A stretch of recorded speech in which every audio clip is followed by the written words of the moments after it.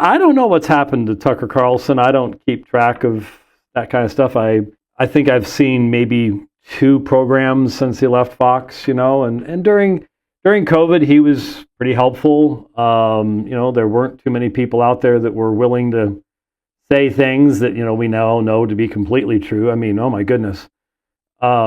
If we just repeated the things we know to be true now and the stuff about Fauci and everything else, if we had even whispered about that in 2022, you'd be removed from every social media platform. You'd be banned. I mean, the assault on free speech that took place only a few years ago is going to happen again because nothing happened the first time around.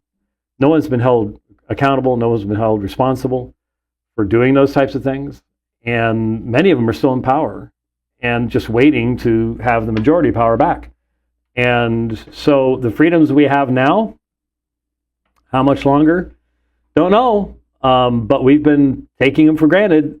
And instead of actually making progress, we have the wackoid Christian nationalists dividing everybody up and turning us into racists, real racists. I mean, real honest kind of racists, and doing everything else in the process. It's pretty planned mechanism for dividing and conquering. There's no two ways about it.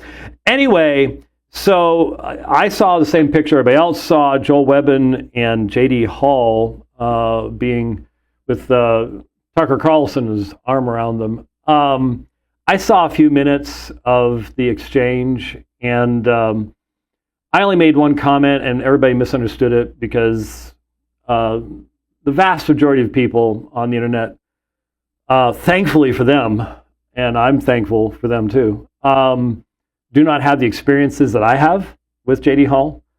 For what? I forget what year. Was it 2014 was when I first met him? Went up there. I forget when we had that debate with the author of Torn. But that was when things started. And then I made the comment from farmer to theologian. Okay. And no one understood it. And they're all, oh, farmers can be theologians. And I get all that. I know that. What I was talking about was there was a period of time after JD's implosion, and he did implode, and evidently if you mention that, according to Eric Kahn, you're unforgiving and mean and nasty and need to repent. We get conned every day. It just needs to become a term for that guy. But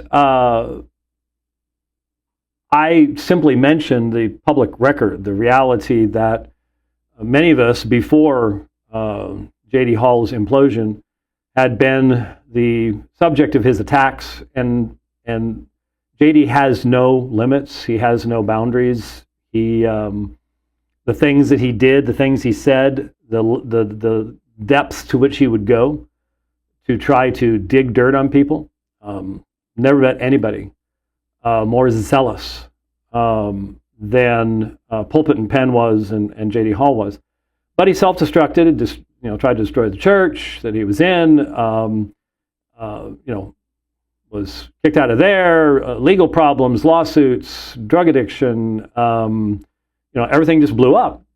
And for most of us, it was like, I hope he finds a peaceful place and he just recovers and stays there.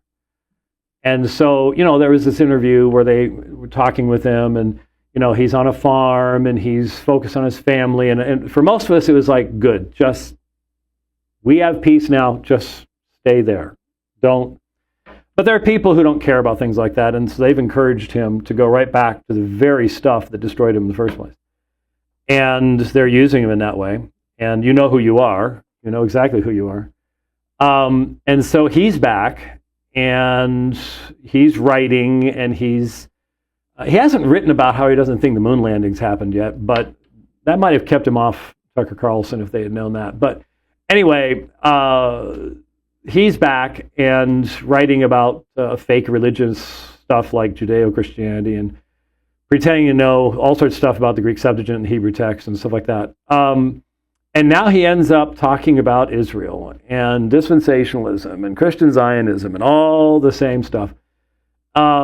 And did you notice Dale Partridge had a massive explosion of utter foolishness today? It's sort of like, I didn't get to go on Tucker, so I'm going to say some really crazy things. These guys, it's a small group of people.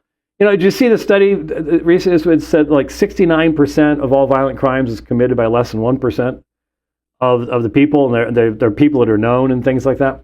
Well, 89% of the Christian nationalist wackoism is done by a very small group of people, a very tiny, very loud group of people, unfortunately. Anyway, so all of a sudden, we're back to the Jews, Christian Zionism. And most of this stuff isn't all that tough. I mean, honestly, is there wackoism out there amongst dispensationalists with regards to Israel? Of course.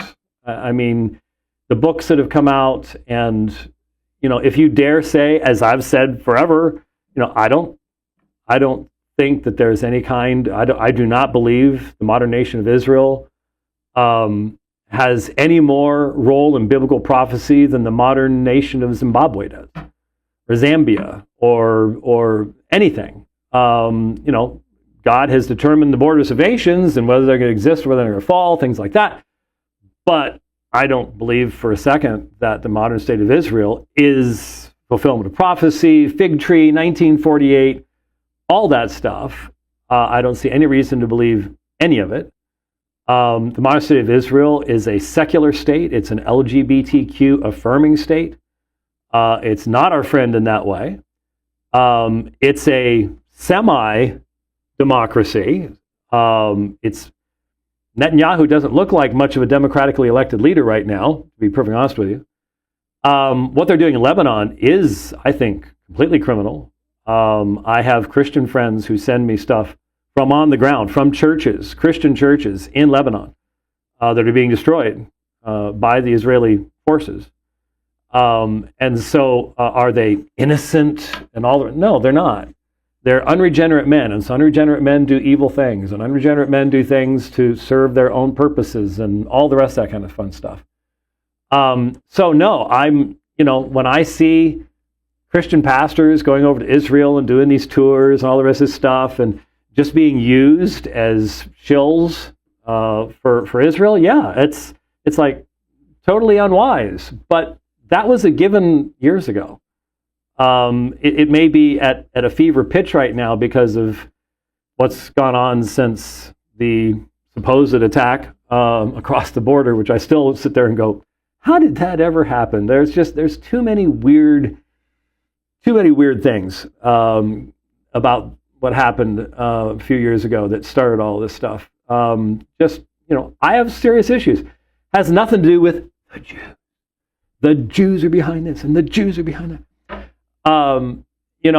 It has nothing to do with Talmudic Judaism versus secular Judaism versus that, and the other thing, and the insane idea that all Jews have the ability to communicate with each other mentally. So they can all accomplish their devious purposes, even if they're religious or non-religious. All this kind of insanity just leaves you sitting here going, what in the world is going on in the world today?